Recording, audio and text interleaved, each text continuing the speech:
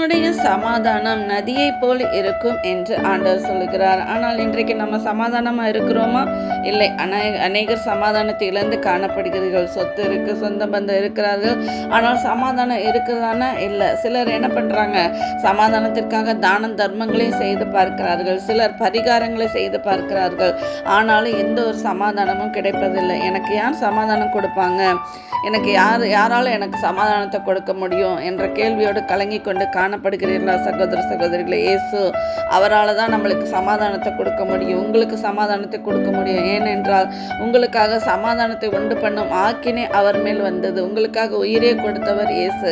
உங்களுக்கு சமாதானத்தை கொடுக்க மாட்டாங்களா? நீங்கள் இயேசுவே எனக்கு சமாதானத்தை தாங்கன்னு கேட்டால் கண்டிப்பாக தருவாங்க.